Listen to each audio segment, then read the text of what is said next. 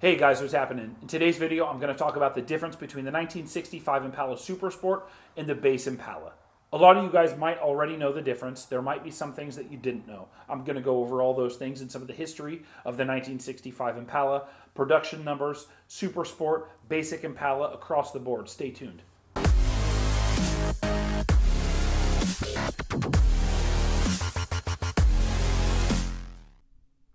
So before we jump into the 65 specific stuff, let's talk a little bit about the Super Sport package in general. Now, the Super Sport package was first introduced by Chevrolet in 1961. Oddly enough, it was on an Impala. That was the first Super Sport that Chevy ever made. And in 1961, the package was a sport and appearance package, a lot different than what it ended up being by 1965. In 61, the package consisted of a ton of stuff, chassis reinforcements. You got bigger springs and shocks, power brakes. You got the spinner wheel covers and things like that. You got white wall tires. Also, in 1961, there were only, of the 491,000 Impalas that Chevy built, only 453 of them were SSs, so not very many SSs. Of those, 311 got the 348 big block, and the other 142 got the coveted 409. So SS in 1961 was very much a performance package, with every SS getting a big block.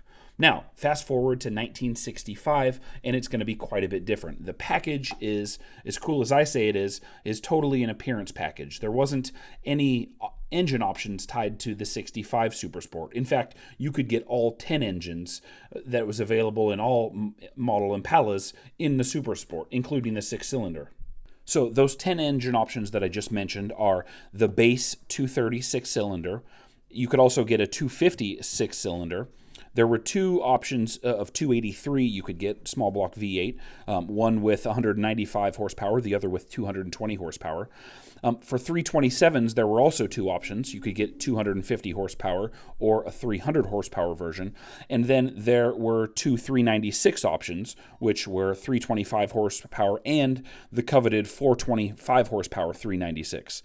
There were also two 409 options. Now, 409s were only offered in January and February in 65 because that was a mid-year production switch where they started offering those 396s after that. But for 409, last year that Chevy offered it, you could get a 340 horsepower or a 400 horsepower version 409 in 1965. Now let's talk about 65 specifically. So looking at the side of a 65, here we're looking at my 65 SS, you can see that we've got a Super Sport script on the front fender. Now a non-Super Sport would have Chevrolet in that same spot or similar spot right there on that front fender. The other thing from the side that's a giveaway is the rocker moldings. You'll notice on my 65, there is no rocker moldings down on the bottom area. Here's what a 65 non-SS looks like, and you can clearly see the rocker moldings below the door and even below the trunk area. So that's one quick dead giveaway, 65 versus non-65. You can see where I don't have the moldings, and a 65 standard non-SS does have those moldings. So that's a dead giveaway from the side profile. Now, moving to the back, we have what we call the cove molding and the cove trunk centerpiece trim.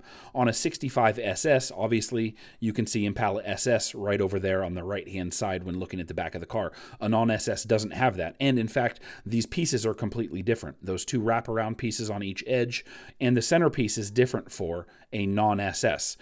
The non-SS got a brushed aluminum version that doesn't have that chrome rib with the black insert like the SS does. You could see totally different piece, which is silver, on the non-SS.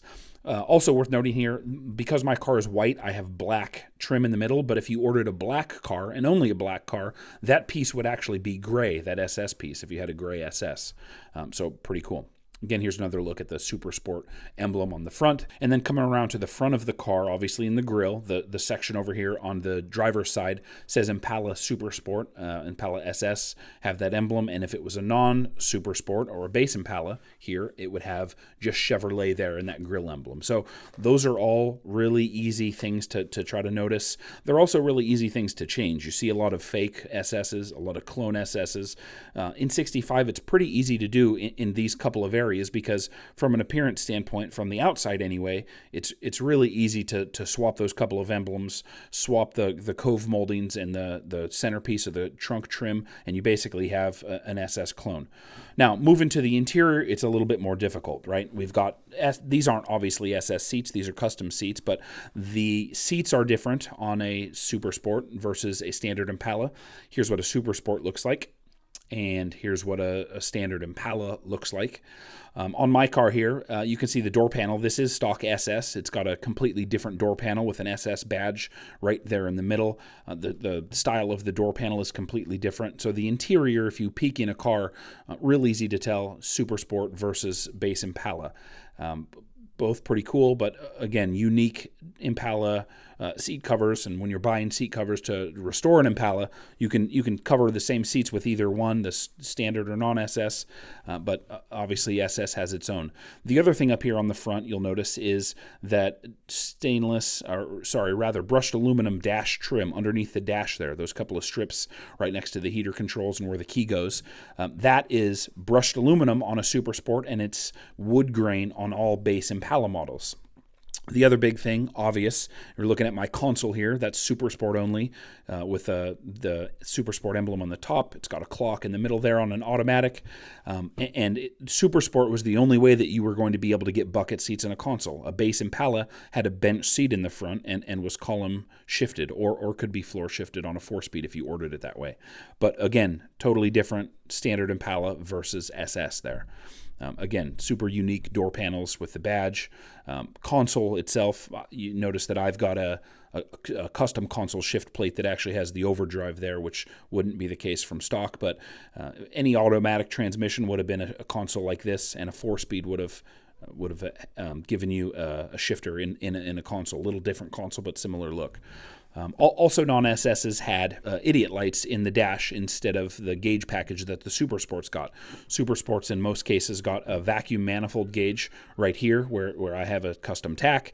And on the left-hand side, you had all the actual gauges, where a Super Sport just has the idiot lights like this. So completely different dash setups.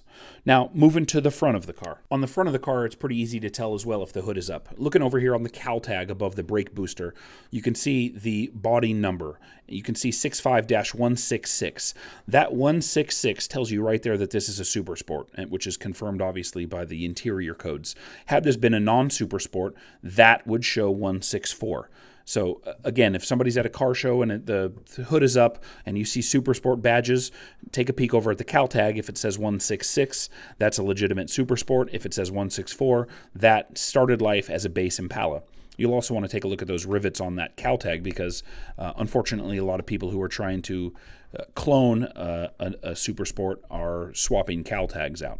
The other place that you'll see is on the VIN tag, which is stamped inside the driver door jamb. Again, first couple of numbers there. If it's 166, that's a Super Sport, and if it's 164, that is your standard Impala.